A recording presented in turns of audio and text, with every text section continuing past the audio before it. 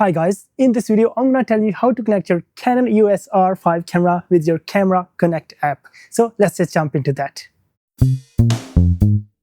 In this video, I will be covering, first of all, how you can set up properly your camera for the wireless connection. The second thing is gonna be how you can access that in Camera Connect app on your phone. After that, I will show you how you can control your camera in your phone through the app, and you don't need to touch the camera for that. Then I'm gonna tell you some of the limitations of this app. And at the last, I'm gonna tell you about a third-party app, which is a bit better. And I'm gonna make a video about that app as well. So make sure that you subscribe to my channel in case you don't wanna miss the video. So first of all, I'm gonna turn on my Canon EOS R5 Mark II, and once it's open, I will go to menu. So once I'm in menus, I will scroll down all the way till I come on number 4, which is network settings. And once I'm here, the first thing is network settings. I will come here and make sure it's enabled. You have the connection options, which is very important. And then this is a very important thing here. You can select your Wi-Fi band. So I will be on 5 gigahertz. This is in version 1.3.1. The versions before are not having that. So in case you're having any older version, make sure that you firmware update your camera. And I have already done a video about that as well, which you can click on and watch. It's showing, and I will put in the description as well. Now I will go back, and here you have the airplane mode, which is off. You have the Bluetooth setting, which is enabled. So these are the settings here. Now the first thing which I want to tell you is you can see the camera is already connected to one of the phones.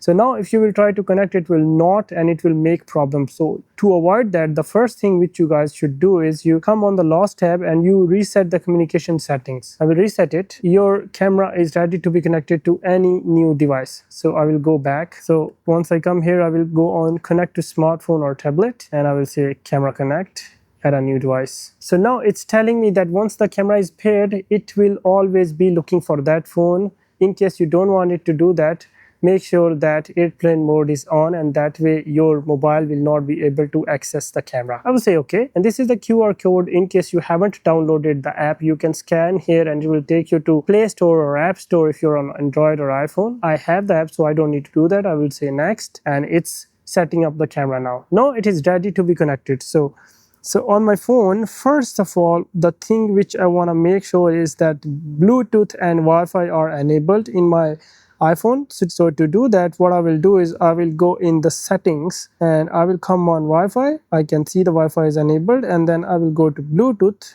and I can see that my Bluetooth is enabled as well. Now I'm gonna open the Canon Camera Connect app. I will click on this and you can see my camera is being detected. I will click on that. I will say pair. And now it's showing me on the screen as well that iPhone 6105 is there. I will say next. My camera is connected now. My camera is being connected now. Now, how can we control the camera? I have it here and I can see it's giving me two options. First is import images. If I have taken any images, I can import. And then I have the shoot, which is to have the live preview on. So once I click on the shoot, it's saying if the connection is unstable, changing the setting of Wi-Fi frequency band to 5 gigahertz on the camera may provide some improvement, which we already did. So I will say continue without changings. Now it's gonna take 10 to 15 seconds to establish Wi-Fi connection. It was connected through the Bluetooth to be faster, and now it's gonna switch to the Wi-Fi, and it's asking me to join the Wi-Fi. I will say join. It's gonna start joining the Wi-Fi of the camera. There you go. My camera is there and I can see the preview of the camera. Let me just show you what we can achieve in this. First of all, I'm in the photo mode for now, and if I change to video, you can see it is in the video mode. So I will change to photo again. I will start with the things which we can do. First of all, we can expand the screen, and I can close the settings to have a full view, and I can make the screen smaller to have the options as well. The next thing is it's mirroring, and then you have the settings icon here, which is showing you the, first of all, automatic live view rotation if you rotate your phone. You have the live view magnification, which is turned on. If we will double tap on the screen, you can see it's magnifying. I can double tap anywhere and it will magnify that. After that, you have the touch autofocus. So if I disable it and I touch on my screen, it will not change it.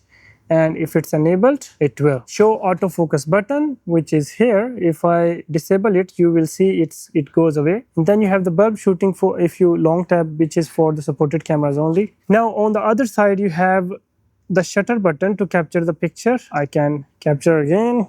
So this is how you capture the picture. You can access the pictures as well by clicking on this, which will open, and I will tell you after how you can do that. Then you have the autofocus button. If you will click on this, it will try to detect your frame and look where it should be focusing on. So this is how you can do the autofocus in the app. The next thing is here you have the shutter. Then you have the ISO settings, which you can change here. Now I will close this. I will switch to the video mode.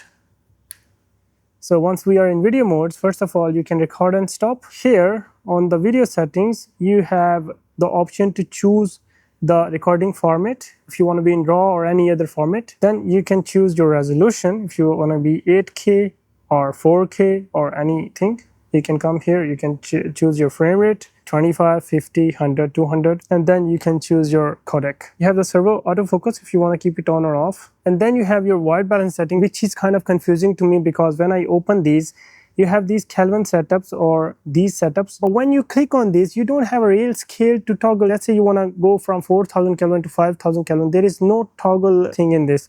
I couldn't find this. Now this app is limited in these ways, and there are many other things which are missing in this. Let's say you want to monitor your exposure. You can't do on this. It doesn't have any waveform or any false color, any peaking option to see the focus. So there is an app called Shutter Plus. That's a third-party app. And in my next videos, I'm going to talk about that app as well. So make sure you subscribe to that. And this way you will have better control over your EOS R5 wirelessly. Thank you so much for watching. See you in the next one.